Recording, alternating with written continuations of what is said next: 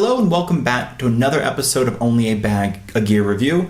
In this episode, we are actually going to still talk about REI, but instead their Ruckpack 18 liter instead of their 28 liter.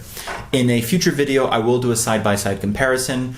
Instead, for this video, I wanted to kind of focus on this bag specifically, the features it has, and how to use it and the best way to use it.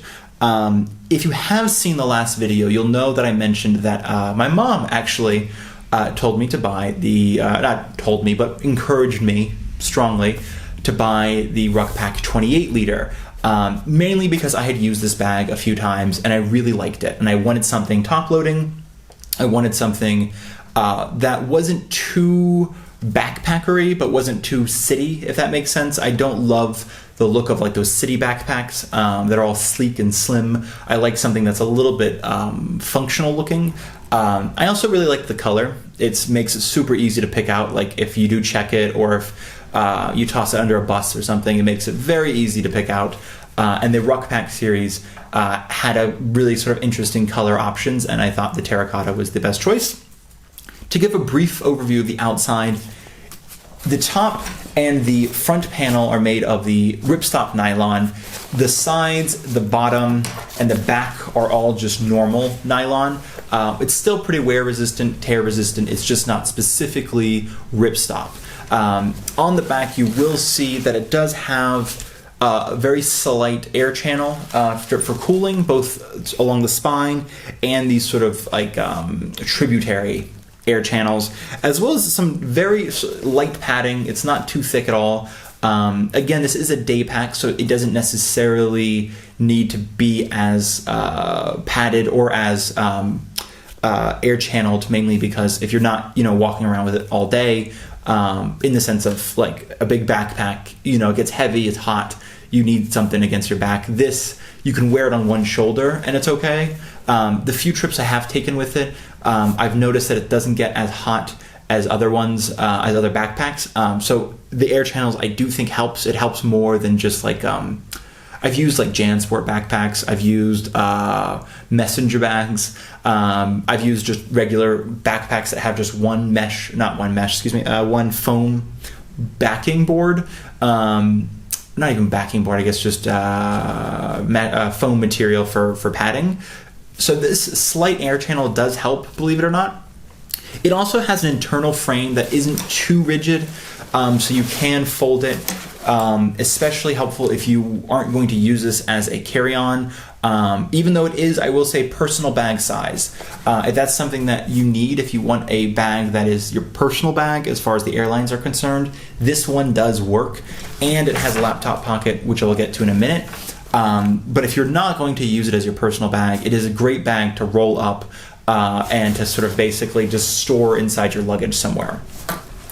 On this side, we do have a sort of that office compartment. That's what I like to call it. It looks like you put your pens and your business cards and everything else in there. It's just a little bit of separation, and it's the only real separation in the entire bag. It also has a little secret compartment. Seems to be pretty helpful, actually. My mother forgot that she had cash in there when I went to borrow the bag from her. It had been about a year or two that she'd forgotten about it, despite using the bag frequently, so it seems like a very helpful secret compartment. On the other side, there is the bag's one and only water bottle holder. It does expand outwards as opposed to inwards, which is really helpful just for getting some extra space in the bag.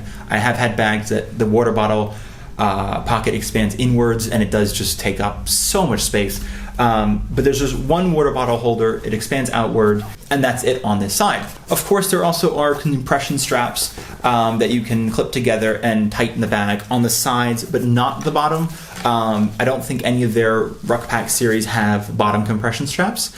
There are also these little toggles here that can be used to attach things to it. Again, the few times I've used the bag, I do attach shoes or something, especially because it is 18 liters as opposed to anything bigger. So it's nice to have a little extra space. There's also hidden along the seam, the front seam, there are these little daisy chains if you need to strap something to the bag. If you don't need it all, these all do absolutely fold away into the, just under that front pouch here, or the front panel. And there are waist straps on the back as well that if you do not need them, if it's not a very heavy bag, you can tuck them just behind the last bit of padding down here, and they get them out of the way. It helps as well if you're, like, again, putting this bag into your luggage or something like that. Super simple straps, very not built up at all, not very not unpadded, but certainly not very padded either. It's a little thin piece of padding between basically mesh on one side, nylon on the other, but they're very collapsible, which is, again, if you're trying to pack this away, it's very helpful to not have any rigid shapes. There is a cross chest strap with a little whistle as well for anyone who gets lost. On the top, it is one large zipper that goes around the top, so it is a top-loading backpack. And the zippers, while they sort of end away from you, you have to unzip.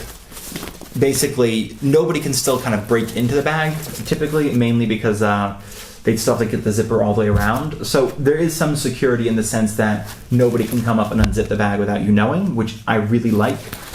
There is what REI calls a laptop pocket, but they also call it like the camelback slot. If you do have a camelback, there is a little like area to put the hose through. If you just have a laptop, it works for I think 13 inch is the biggest you can get in here. It's the only laptop size I've had, and it fits without a problem. I think anything a little larger, though, will be too wide for the bag. On one side, on the inside, there is a large mesh pocket. It doesn't seal in any way, so if you put stuff in there, it might fall out if the bag turns over. And on the top of the flap, there is a zippered pocket with a little key ring right here.